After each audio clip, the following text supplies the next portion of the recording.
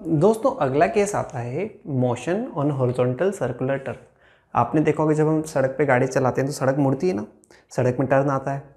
अब सड़क में टर्न जो है वो दो तरह के होते हैं। एक तो एकदम फ्लैट टर्न होता है, जैसे रोड चलते चलते ऐसे ही मुड़ जाए, या फिर दूसरा जो आप हाईवे पे देखते हो टर्न के यहाँ से रोड को ऐसे ऊपर से उठा देते हैं, है ना। जैसे गाड़ी सड़क में तो फ्लैट है, फिर बाद में एकदम से ये जो बाहर का किनारा है ना, इसको थोड़ा सा ऊपर उठा देंगे, बजाय सीधा रखने के ऊपर उठा देंगे। तो एक तो होता है फ्लैट टर्न ऐसा, है ना, और एक होता है ऊपर की तरफ उठा हुआ टर्न ऐसा वाला।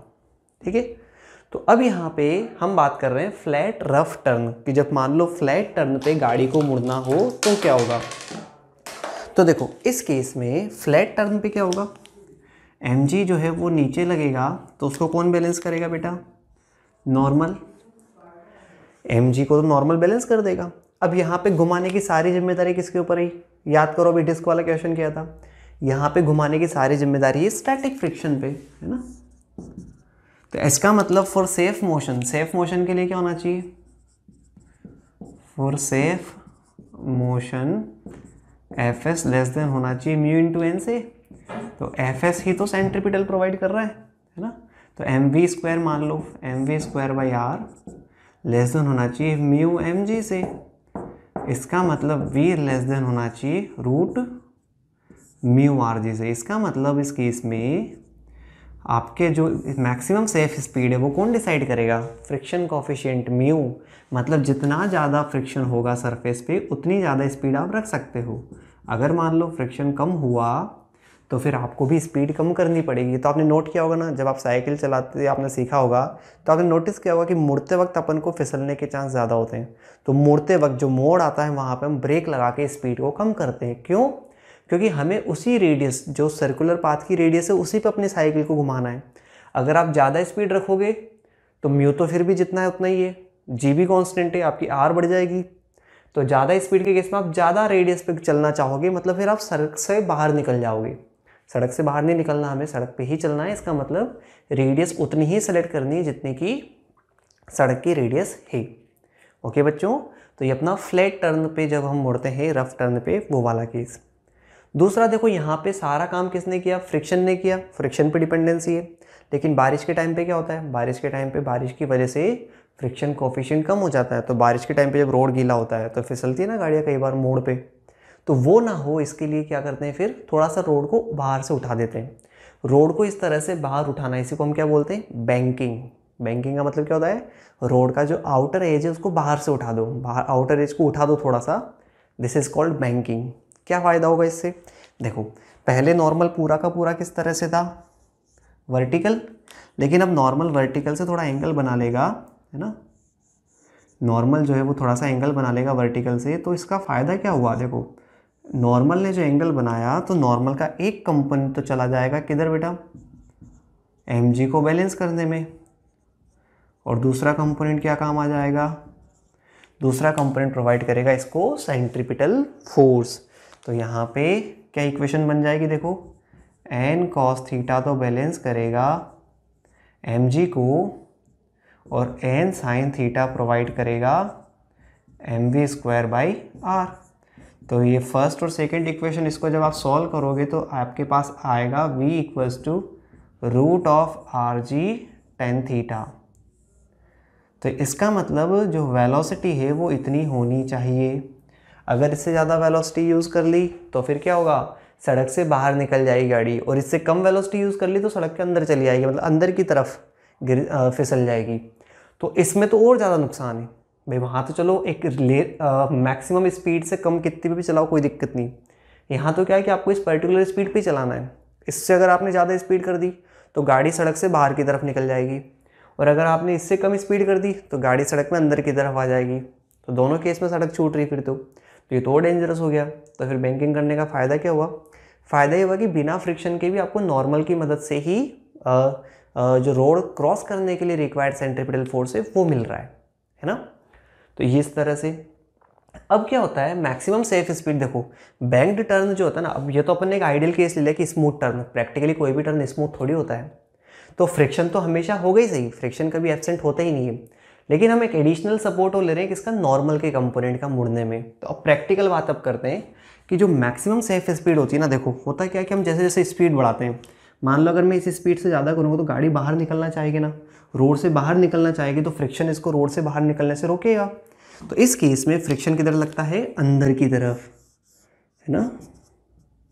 तो ध्यान रखना इस केस में फ्रिक्शन अंदर की तरफ लग जाता है।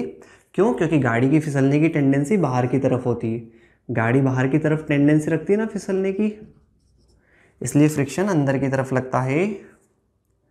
That is normal, that is M जी।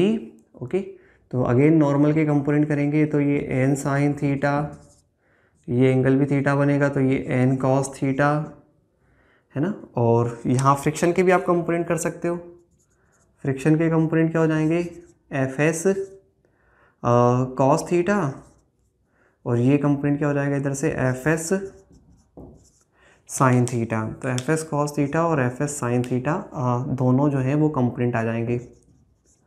अब देखो यहाँ पे एन कॉस थीटा किसको बैलेंस करेगा, इन दोनों को।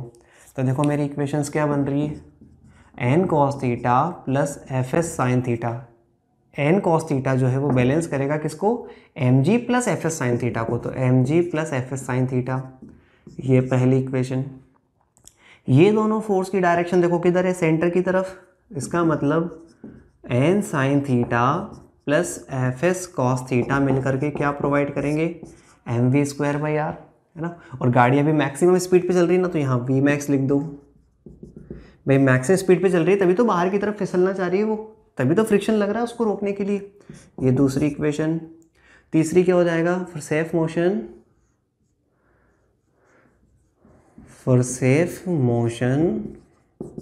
एफ एस लेस देन होना चाहिए म्यू एन से, ये तीसरी इक्वेशन। इसका मतलब वी मैक्सिमम जो आएगा एफ एस मैक्स, है ना। तो वी मैक्सिमम कितना आ जाएगा इस केस में, ये आएगा बेटा root of R G tan theta plus mu 1 minus mu tan theta. ये हो जाएगा इस केस में मैक्सिमम सेफ स्पीड जो गाड़ी रख सकती है इस मोशन के दौरान। ध्यान रखना, वापस समझना, एन कॉस थीटा बैलेंस करेगा, देखो ध्यान से समझना, एन कॉस थीटा तो किसको बैलेंस करेगा, इन दोनों को, ठीक है। ये दोनों क्या प्रोवाइड करेंगे, सेंट्रीपिटल फोर्स। तो ये दोनों तो आपस में बैलेंस होंगे और ये प्रोवाइड कर देगा सेंट्रीपिटल फोर्स, है ना। अब जब मिनिमम सेफ स्पीड हो, जैसे मान लो गाड़ी की स्पीड हम इससे कम कर दें तो गाड़ी अंदर फिसलना चाहेगी ना, गाड़ी अंदर फिसलना चाहेगी तो फ्रिक्शन किधर लगेगा, बाहर की ओर, है ना। तो जैसे हम स्पीड और कम करेंगे और अंदर फिसलना चाहेगी तो फ्रिक्शन और लगेगा बाहर। तो ऐसे मिनिमम कितना कर सकते हैं, मिनिमम इतना कर सकते हैं कि बाहर की तरफ मैक्सिमम फ्रिक्शन लग जाए। अगर हम गाड़ी मिनिमम सेफ स्पीड पे चला रहे हैं तो मैक्सिमम फ्रिक्शन बाहर लगेगा, है ना। तो इस केस में टेंडेंसी जो है वो अंदर फिसलने की थी। अब देखो बच्चों, नॉर्मल किधर आ जाएगा, नॉर्मल ये आ जाएगा हमारे पास इस तरह से, एम जी किधर आ जाएगा, एम जी इस तरह से। फिर वही कंपोनेंट्स करने, देखो नॉर्मल का कंपोनेंट एन कॉस थीटा, ये हो जाएगा एन साइन थीटा। फ्रिक्शन का कंपोनेंट क्या आएगा, एफ एस कॉस थीटा, और ये क्या हो जाएगा, एफ एस साइन थीटा। तो देखो अब इस केस में एन कॉस थीटा और एफ एस साइन थीटा दोनों मिलकर के इस एम जी को बैलेंस करेंगे, plus F S sine theta मिलकर के एम जी को बैलेंस करेंगे, पहली इक्वेशन। अब देखो इसमें सेंटर की तरफ कौन है, N sine theta, F S cos theta तो सेंटर से दूर है ना, तो एन साइन थीटा पहले तो इसको बैलेंस करेगा और फिर जो बचेगा वो बचा हुआ सेंट्रीपिटल में काम आ जाएगा। तो देखो एन साइन थीटा में से माइनस करो एफ एस कॉस थीटा, इसके बाद जो बचा वो M V square R provide करने के काम आ जाएगा। और तीसरा क्या हो जाएगा, तीसरा हो जाएगा इस केस में N sine theta minus F S cos theta बराबर M V minimum square by R. और इसके बाद तीसरा हो जाएगा हमारे पास F S equals to mu into N. वही तीन इक्वेशन बन गई जैसे पहले बनी थी। इन तीनों को सॉल्व करने पे वी मिनिमम क्या आता है, देखो वी मिनिमम आता है root of are G tan theta minus mu 1 plus mu tan theta. इसका मतलब इससे ज़्यादा स्पीड, इससे कम स्पीड तो होनी ही नहीं चाहिए और इससे ज़्यादा स्पीड नहीं होनी चाहिए। तो इससे देखो फ्रिक्शन से फ़ायदा क्या होगा, अगर स्मूथ टर्न होता तो पर्टिकुलर इसी स्पीड से चलना पड़ता। सोचो ये स्पीड आती मान लो सॉल्व करने पे, सपोज ये स्पीड आ रही है 40 किलोमीटर पर आवर। फ्रिक्शन की वजह से क्या होता है, एक रेंज मिल जाती है कि आप 40 के बजाय 60 तक भी जा सकते हो, है ना। सपोज कि 60 किलोमीटर पर आवर आ रहा है और ये मिनिमम स्पीड हमेशा जीरो आनी चाहिए। देखो मिनिमम स्पीड हमेशा जीरो ही आनी चाहिए, क्योंकि जीरो स्पीड तो जरूरी है। सोचो अगर किसी टर्न की मिनिमम स्पीड 20 है और मान लो गाड़ी को अचानक से वहाँ रुकना पड़ा, तो फिर तो गाड़ी रुकती नीचे गिर जाएगी अंदर की तरफ। तो इसलिए मिनिमम स्पीड कभी नॉन जीरो नहीं होनी चाहिए, मिनिमम स्पीड हमेशा जीरो ही होनी चाहिए। पर क्वेश्चंस में तो वो दे सकते हैं कुछ भी डेटा, ठीक है, तो ध्यान रखना इस केस में। तो ये हमारे पास आते हैं, ये डायरेक्ट फॉर्मूला पूछे गए बेटा नीट में, ये फॉर्मूला डायरेक्ट ही पूछे जाते हैं, तो इनको ध्यान रखना, ठीक है, काफ़ी इंपॉर्टेंट है। इन पे या तो वैल्यू पुट करवाएंगे, इन फॉर्मूला पे वैल्यू पुट करवाने वाले क्वेश्चन भी पूछे जाते हैं, ठीक है, तो आप ध्यान रखें इसको। ओके बेटा, तो ये फ्लैट टर्न से रिलेटेड चारों फॉर्मूला आपको याद रखने हैं। ओके, तो ये रहा सर्कुलर टर्न पे मोशन। दोस्तों दो क्वेश्चन से हम इस कंसेप्ट को समझते हैं। एक सर्कुलर टर्न है जिसकी रेडियस आपको गिवन है 10 मीटर, फ्रिक्शन कोएफिशिएंट कितना है 0.5, फाइंड मैक्सिमम सेफ स्पीड। तो देखो v जो है वो लेस देन होना चाहिए root of mu R G. यहाँ सिंपल आपको वैल्यू पुट करनी है, म्यू आर कितना है 10 और जी कितना 10, सो दिस इज रूट 50, मतलब कि मीटर पर सेकेंड से कम होना चाहिए। तो ये maximum safe speed root 50, simple formula based question. और ऐसे क्वेश्चन नीट में बहुत ही पूछे गए बेटा इस साल। नीट 2020 में मान लो 80% क्वेश्चन तो फॉर्मूला बेस्ड ही थे, ठीक है, 45 में से 35 प्लस क्वेश्चन तो फॉर्मूला बेस्ड पूछे इन्होंने। दूसरा, vehicle need to cross a circular road of width 10 feet, road की विड्थ दे रखी 10 फीट, रेडियस दे रखी 5 metre with speed of 50 kilometre per hour, find the height by which outer edge must be raised up. देखो आप rod को ऊपर उठाओगे ना, सपोज करो कि ये रॉड है ना, और ये इसकी विड्थ है। अब आप इसको ऊपर, इसके आउटर एज को कितना ऊपर उठाएं, जैसे मान लो ये इसकी आउटर एज है ना, इसको कितना ऊपर उठाएं, है ना, ये हाइट पूछे आपसे, ये हाइट कि इसको कितना ऊपर उठाएं ताकि गाड़ी इस पर सेफली क्रॉस कर सके। तो इस केस में देखो मैं मान लेता हूं कि इसको h हाइट तक उठाना पड़ा होगा और ये रॉड की विड्थ मान ली b, है ना। तो इस केस में हमें पता है v जो है वो कितना होना चाहिए, root of R G tan theta. तो v कितना दिया हुआ है, अब v को देखो 54 है ना, इसको 5/18 से मल्टीप्लाई करके मीटर पर सेकंड में कन्वर्ट कर लो, कितना आएगा बेटा 15 मीटर पर सेकंड आ रहा है। तो 15 मीटर पर सेकंड तो स्पीड है, r कितना है, रेडियस इज 5 मीटर, g हो गया 10 मीटर पर सेकेंड, और tan थीटा, अब यहाँ tan थीटा क्या हो जाएगा h/b। तो देखो 15 का 2 to 5/50 h/b, तो सॉल्व करने पे कितना आ जाएगा 25 से 9/2, तो h इज 4.5 इंटू 10 फीट। तो कितना हो गया बेटे, तो बहुत ज़्यादा हाइट आ जाएगी अपने पास ऐसे। तो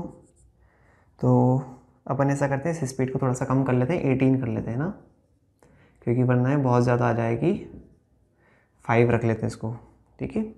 तो 5 का 25/50, 25/50 यानी कितना हो गया बेटा ये 1/2, तो 1/2 से ये आ जाएगा अपने पास h इज़ 1/2 b यानी कि 5 फीट। हालांकि इतना भी नहीं होता है, पर चलो ठीक है, डेटा के हिसाब से 5 फीट, मतलब आपको रोड को 5 फीट ऊपर उठाना पड़ेगा, है ना। 10 फीट का अगर चौड़ा रोड है तो आपको उसको 5 फीट ऊपर उठाना पड़ेगा, तब जा करके गाड़ी जो है वो इतनी स्पीड से क्रॉस कर पाएगी। ओके बेटा, तो ये अपने दोनों क्वेश्चन फॉर्मूला बेस्ड, इसमें ध्यान रखना tan थीटा डायरेक्ट नहीं दिया है, आपको विड्थ दे करके और हाइट पूछिए, तो tan थीटा को लिख देना h/b, परपेंडिकुलर बाई बेस होता है ना, इस तरह से। तो ये हमारा बेसिक कंसेप्ट यहाँ तक क्लियर होता है, जिसमें अपन ने हॉरिजॉन्टल सर्कुलर मोशन के बारे में पढ़ा। तो ये बेसिक कंसेप्ट मैंने आपको आज यूनिफॉर्म सर्कुलर मोशन के क्वेश्चंस करवाए हैं। हॉरिजॉन्टल प्लेन में सर्कुलर मोशन, सर्कुलर टर्न पे क्वेश्चन, ये हमने आज किए हैं। बेसिक सर्कुलर मोशन का इंट्रोडक्शन हमने पढ़ा है बच्चों। तो आप यहाँ तक के क्वेश्चंस को कंप्लीट करें, फिर इसके बाद हम नेक्स्ट सेगमेंट जो आएगा नॉन यूनिफॉर्म सर्कुलर मोशन, उसके बारे में बात करेंगे।